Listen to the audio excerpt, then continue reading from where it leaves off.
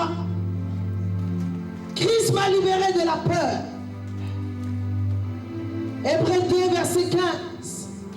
Paul dit, oh mort, où est ton aiguillon? Oh maladie, où est ta force? Oh stérilité, où est ton pouvoir sur ma vie? Oh mort, où est ta victoire? La mort a été engloutie dans la victoire. Dieu a englouti ta maladie dans sa victoire. Dieu a englouti ton chômage dans sa victoire. Dieu a englouti ta stérilité dans sa victoire. Dieu a englouti tes échecs dans sa victoire. Dis à quelqu'un, oh mort, où est ta victoire? Dis à quelqu'un, où est ta stérilité? La puissance de Jésus l'a englouti. La puissance du sang du Christ l'a englouti. Ne écoute pas les mensonges du diable. La mort n'a plus de pouvoir, n'a plus de puissance sur un homme, une femme qui est régénérée. Oh mort, où est ta victoire? Paul va le dire. L'œuvre de la croix a mis fin à la peur de la mort, à la peur de l'esclavage. Il nous a libérés du péché.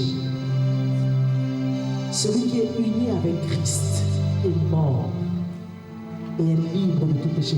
Nous aimons bien dire cela. Là où l'Esprit de Dieu est, là où il y a la liberté. N'est-ce pas? Mais pas la liberté de faire ce qu'on veut. Libre à l'égard du péché. Là où l'Esprit de Dieu est, le péché n'est pas. C'est ça que ça veut dire. Ça veut dire pas que je fais ce que je veux. Là où l'Esprit de Dieu est, il y a la liberté. Parce que la vraie liberté, c'est la liberté spirituelle. Là où l'Esprit de Dieu est, le péché n'est pas là. On est libre à l'égard du péché. C'est pas je suis libre de faire ce que je veux. C'est faux. C'est encore un mensonge du diable pour semer le désordre dans le corps du Christ. Je suis libre du péché. Là où l'Esprit de Dieu est. Là où l'Esprit de Dieu est, il n'y a pas la corruption. Là où l'Esprit de Dieu est, il n'y a pas l'esclavage de l'homme. 1 Corinthiens chapitre 9, verset 19.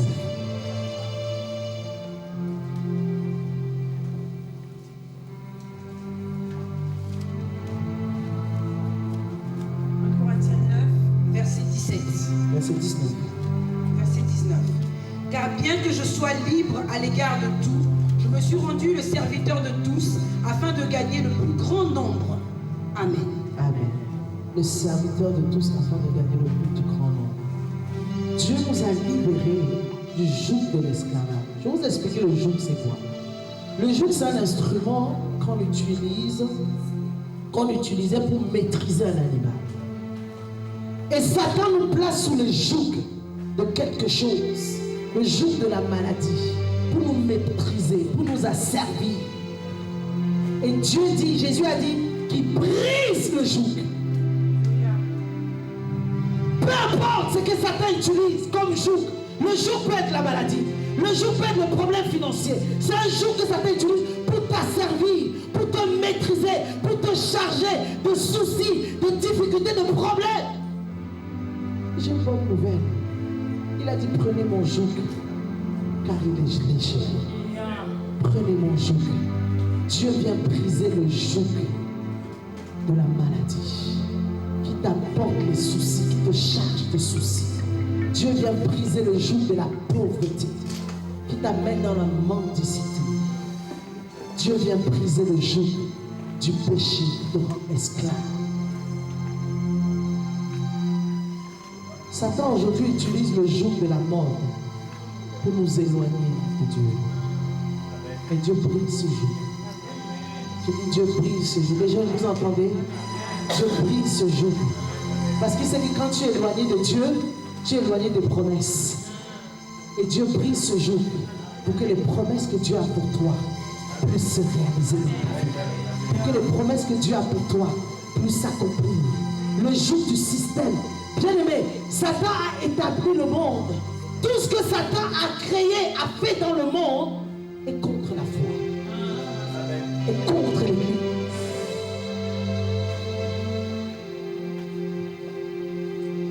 Et tu vas sortir de ce jour.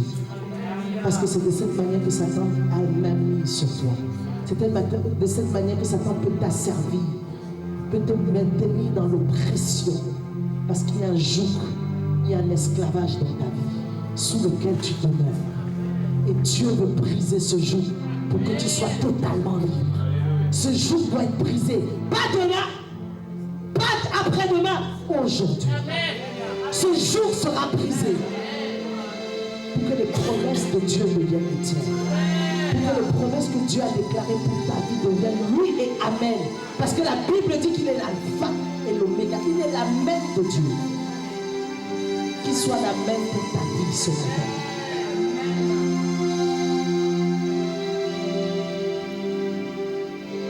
Nous savons que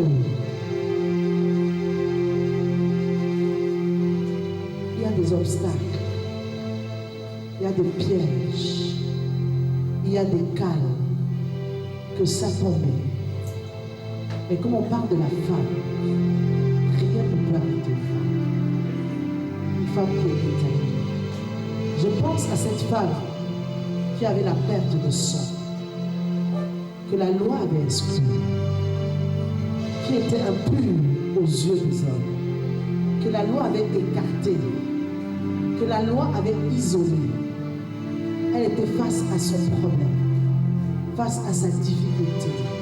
Elle connaissait la loi, mais elle connaissait aussi la bonté de Dieu. Elle dit, j'ai fait tous les médecins, je suis allée partout, rien n'est fait.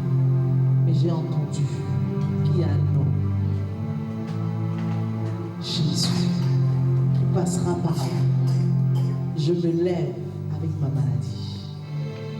Ça, je dis, rien ne peut arrêter la femme. Rien. Rien. Elle dit, je me lève, je vais. Même si je sais que je n'ai pas le droit d'être là. Mais je m'octroie le droit.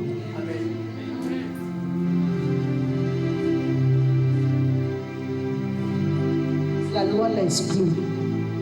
Et la foi l'a introduit. Elle dit, vous m'avez exclu. Mais ma foi m'introduit dans la grâce. Peu importe l'exclusion dans laquelle tu te trouves, la solitude, mais ta foi t'introduit dans la grâce de Dieu. Ta foi t'inclut dans la faveur de Dieu. Ta foi t'inclut dans la grâce ce matin. Ta foi t'inclut dans les promesses de Dieu.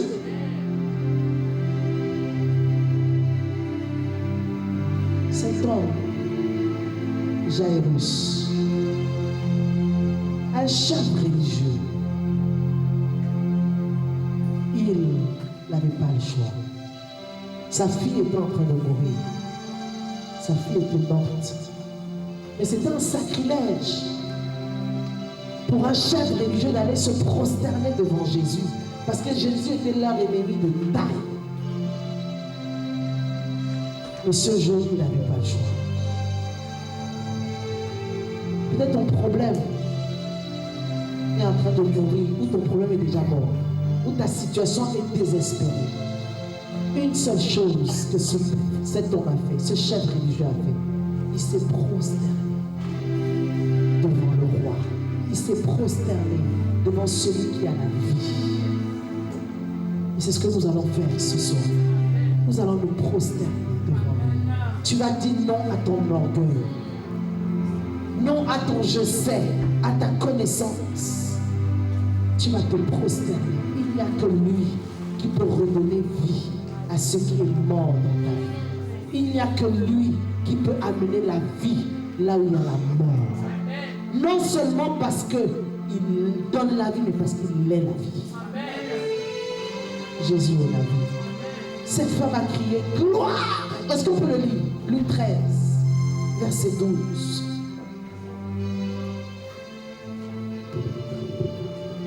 Luc 13, verset 12. Il lui imposa les mains. À l'instant, elle se redressa et glorifia Dieu. À l'instant, elle se redressa et glorifia Dieu. Et c'est ce que nous allons faire ce soir. Nous allons le glorifier. Nous allons le glorifier. Vous savez, peu importe les ennemis qui nous poursuivent. Les enfants d'Israël étaient dans les sandwichs. Vous savez, l'armée derrière, la mer devant. Ils étaient sandwichs. Ils étaient pris dans un sandwich. Mais ce qu'ils ne connaissaient pas, c'est que les ennemis, ils couraient dans le cimetière. Dans leur cimetière. Mais eux, ils couraient dans leur destin. Voilà pourquoi tu ne peux laisser tes ennemis te suivre. Tout ce que vous faites, ils vous surveillent, ils vous gagnent, ils cherchent comment, qu'est-ce que vous avez fait aujourd'hui. Vous êtes, laissez-les. Ils sont en train de se diriger dans un cimetière. Ils sont en train de rentrer dans leur cimetière. Parce que ce jour-là, Dieu a dit aux animaux de la mer, vous allez rester à jeun. J'ai la nourriture pour vous. Quand les enfants d'Israël sont passés, les a mis à jeun. Ils ont traversé. Mais quand l'armée est passée, ils ont ouvert la jeûne. Ils ont eu la nourriture qu'il fallait. Laissez vos ennemis vous poursuivre. Laissez-les vous poursuivre. La mer rouge, c'est une porte pour entrer dans ce à quoi Dieu t'a appelé. Laisse-les courir. Toi, tu cours dans ta destinée. Tes épreuves, c'est une clé que Dieu te donne pour entrer dans ta destinée. Ils vous ont aidé à monter sur un arbre. Lorsque vous arrivez au sommet, ils veulent couper l'arbre pour que vous tombez. Mais David a dit, ils me poussaient pour me faire tomber. Mais l'Éternel va secourir. J'ai une bonne nouvelle ce soir pour toi. Dieu est ton secours. Un secours qui ne manque jamais. Dieu est ton réconfort. Dieu est ton secours. Laisse-les te poursuivre. Peu importe ton problème, il a reçu le nom au-dessus de tout le nom. Peu importe la situation, il a reçu le nom au-dessus de tout le nom. Son nom, c'est Jésus. Peu importe ton problème, je dis il a reçu le nom au-dessus de tous les noms. Et cet homme s'appelle Jésus. Cet homme s'appelle Jésus. Cet homme s'appelle Jésus. Il a reçu le nom. La maladie fléchit, les difficultés fléchissent. Les ennemis viendront se prosterner devant toi parce qu'il a reçu le nom au-dessus de tout le nom. Son nom c'est Jésus. J'ai dit son nom c'est Jésus. Cet homme s'appelle Jésus. Cet homme s'appelle Jésus. J'ai dit cet homme s'appelle Jésus. Quel est cet homme, Jésus? Le problème fléchit, la maladie fléchit, le cancer fléchit, la stérilité fléchit. Quel est cet homme? Quel est cet homme? Quel est cet homme? Il a reçu le nom au-dessus de tous les noms. Ce n'est pas le nom de ton père qui va te sauver. Ce n'est pas le nom de ta mère qui va te sauver. Il a reçu le nom au-dessus. Je dis au-dessus de tous les noms. Il a reçu ce nom. Il a reçu le nom au-dessus de tous les noms. Il a reçu le nom au-dessus de tous les noms. Tout genou fléchira lorsqu'on parlera de l'agneau. Tout genou fléchira lorsqu'on parlera de l'agneau. Il a reçu le nom.